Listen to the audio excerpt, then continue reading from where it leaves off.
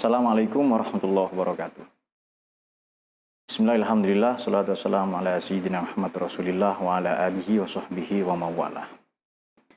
Ada pertanyaan bagaimana NU ini supaya tetap eksis, tetap berjaya, kemudian tetap terdepan mengawal NKRI. Perlu kita ketahui dalam perjalanan NU yang sampai ke 94 ini dalam kalender Masehi atau 97 dalam kalender Hijriah, banyak sekali upaya-upaya dari oknum-oknum yang tidak bertanggung jawab sejak NU, sejak mulai ia berdiri sampai sekarang, sejak Orde Lama, Orde Baru, bagaimana revolusi mendirikan negara ini, Orde Baru, reformasi, dan sampai sekarang. Baik,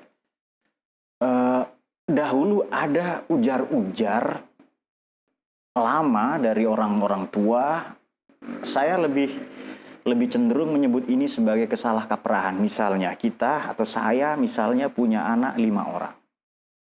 Saya sekolahkan, saya daftarkan ke sekolah negeri 5-5-nya. Ada satu di antara 5 orang anak saya yang tidak lulus tes untuk sekolah di sekolah menengah negeri misalnya. Maka alternatif terakhir karena tidak ada sekolah yang mau menerima anak saya sekolahkan anak saya di madrasah atau di pesantren. Satu. Yang kedua, ada ujar-ujar begini, kesalahkaprahan begini. Kamu kalau nakal terus nak, kamu saya pesantrenkan, saya mondokkan. Sekarang bayangkan ya, pondok ini, pesantren ini mencetak anak-anak soleh.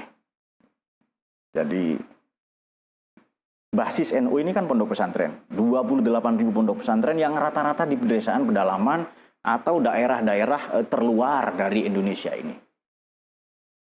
Pertanyaannya, nanti santri ini yang membela agama, membela Ahlus Sunnah wal Jamaah, dalam sejarahnya pondok pesantren ini bahkan mendirikan negara, mengapa anak kita yang paling bodoh yang dimasukkan ke pondok pesantren itu dia? Mengapa generasi yang nyaris idiot, nyaris tunagrahita, tidak cerdas, tidak jenius, tidak cemerlang pemikirannya? Jadi seolah-olah Allah ini kita kasih karen-karen ya, kita kasih sisa-sisa dari anak-anak kita yang nggak lulus tes masuk perguruan tinggi negeri, sekolah negeri, atau sekolah-sekolah favorit, lalu kita masukkan ke pesantren. Orang macam apa kita? Ya kan? Yang untuk membela bangsa negara, yang untuk membela agama, anak kita yang paling bodoh yang kita serahkan ke pesantren. Padahal pesantren ini jelas ya, yang terdepan. Dalam hal ini Nahdien ya, kaum sarungan, membela NKRI. Baik. Lalu fakta yang lain adalah anak-anak yang sudah belajar di pesantren 6 atau 8 tahun, begitu kuliah masih kuliah tarbiyah, pendidikan agama Islam, ngapain? Itu tahsilul hasil. Mbok ya belajar nuklir sesekali. Filologi kayak itu, yang keren lah sedikit, yang mempertemukan ilmu sejarah, antropologi, sosiologi dengan mistik misalnya, tasawuf. Sesekali belajar teknik sipil. Nah itu baru keren nanti itu. Jangan belajar agama tok, jangan tarbiyah tok itu. Anak-anak NU ini harus yang keren sedikit lah. Kemudian problem yang lain adalah pembusukan NU dari dalam. Dengan adanya NU garis letoy. Garis lurus maksud saya. Garis lembek. Ini politik pembusukan NU dari dalam. Ada oknum-oknum yang digerogoti. Mengklaim paling lurus. Namanya saja sudah sombong, ini mencerminkan kesombongan itu. Dan di Quran akan hancur orang-orang yang sombong itu. Khobakul jabbarin anid.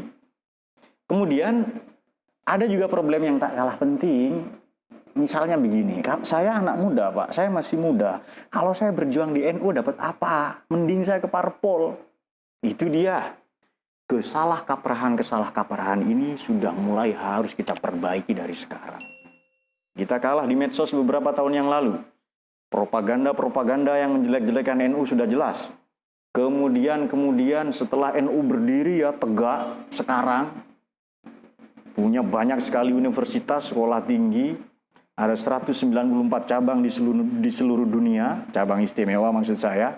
Kemudian NU juga ada 100 juta Nahdien, dan seterusnya dan sebagainya.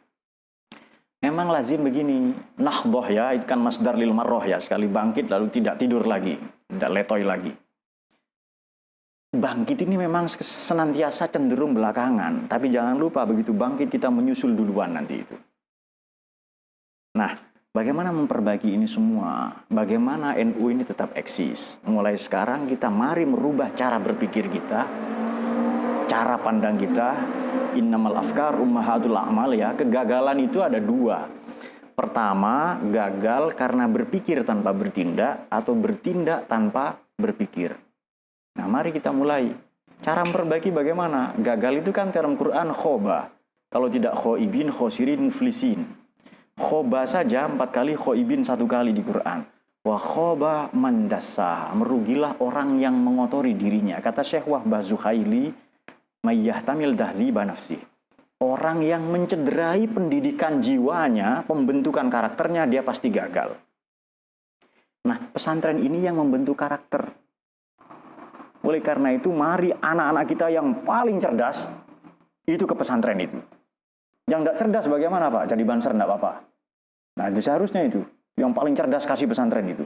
Supaya dia nanti concern, jenius, visioner dalam memperjuangkan NU, memperjuangkan Ahlus Sunnah wal Jamaah. Karena tantangan di masa yang akan datang sangat kompleks, sangat berat. Kemudian, wa khaba kullu jabbarin anid.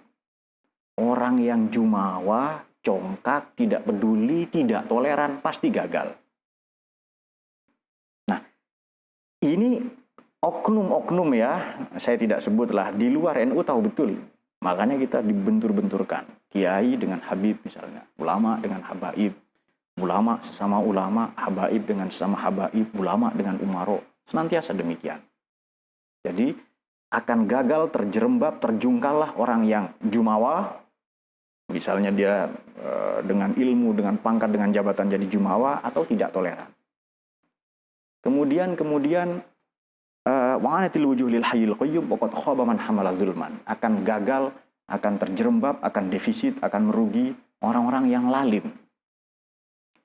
Kalau negara dipimpin oleh orang yang zalim, yang tidak tahu tumpah darahnya, tidak kenal tumpah darahnya, tidak peduli pada keindonesiaan kemanusiaan, pasti gagal, pasti hancur negara ini. Maka NU, Nahdlatul Ulama, harus diperjuangkan agar terhindar kita dari man hamala zulman. Maka teorinya sederhana, kalau mau merusak Indonesia, rusak NU itu. Kalau merusak, mau menghancurkan NKRI, rongronglah kewibawaan NU dan para pemimpin, para tokoh-tokoh NU itu.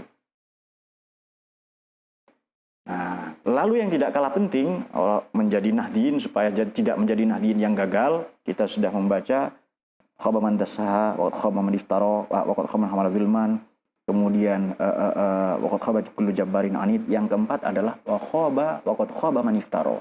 Pasti gagal orang yang berpura-pura. Ini yang saya maksud oknum NU, politik pembusukan NU dari dalam.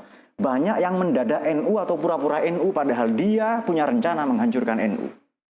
Maka pola rekrutmen, pendidikan pelatihan, di ranting, kemudian di MWC, di cabang, sampai nanti nasional, kemudian IPNU, IPPNU, dan hal-hal terkait ya, Bansor, Ansor, dan Banser dan sebagainya, harus betul-betul diperhatikan. Jangan-jangan mereka mau merusak itu. Waqad khaba man iftara, maka gagallah, terjerembablah, terjungkallah orang yang berpura-pura. Sekarang banyak yang pura-pura NU, otomatis dia pura-pura NKRI. Dulu sudah banyak upaya merusak NU ini dengan merusak tradisinya. Tahlil misalnya. Merusak istighosah, carikan dalil apa macam-macam. Padahal dalil kita sangat sharih, sangat jelas. Tahlil itu yang dibaca Quran, maka menolak tahlil berarti menolak Quran pada sebagian aspek. Istighosah, selamatan, kemudian manakiban, solawatan, tarekat, tasawuf dan sebagainya. Berbagai cara dihanap, artinya kita patut sadar bahwa para ulama ini pawang.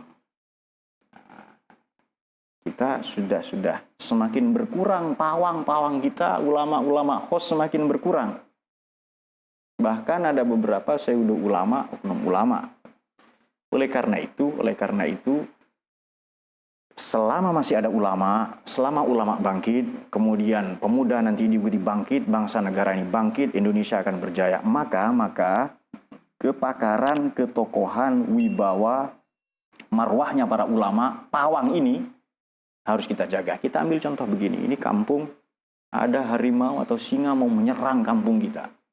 Bagaimana cara melawan itu? Ya pendekatannya boleh militeristik, boleh pakai senjata, boleh pakai kekerasan. Boleh diajak diskusi, dialog, dijebak itu binatang. Nanti dibawa ke kebun binatang. Tapi begitu pawang datang, pawang yang saya maksud misalnya ya Mbah Hasyim, macam-macam lah ya. Kemudian Gus Dur, dan seterusnya. Begitu pawang datang, binatang-binatang buas itu selesai. Binatang buas itu tiba-tiba tertunduk. Dan ini orang-orang yang di luar NU tidak sadar bahwa NU ini gudangnya para ulama, para pawang, para berjuang NKRI.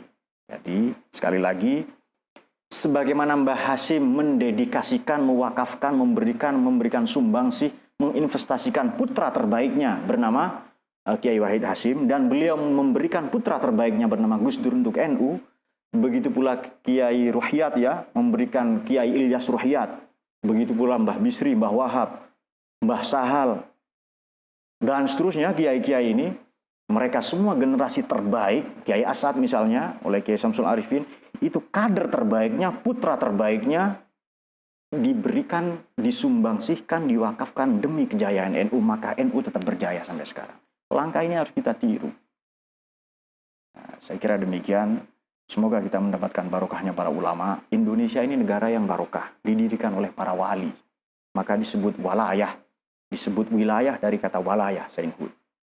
Oleh karena itu, sekali lagi, tanpa dukungan, tanpa kesadaran, tanpa kebangkitan cara berpikir kita untuk memperjuangkan NU sampai ila yaumil qiyamah ya, nahdien ila yaumiddin, santri sampai mati, maka NU akan tetap terbelakang, NU akan tetap mengalami kemunduran. Kebangkitan NU dimulai dengan kebangkitan cara berpikir kita, memberikan putra-putri yang paling cerdas, terbaik generasi kita, demi kejayaan NU, demi kejayaan NKRI. Sekian, Assalamualaikum warahmatullahi wabarakatuh.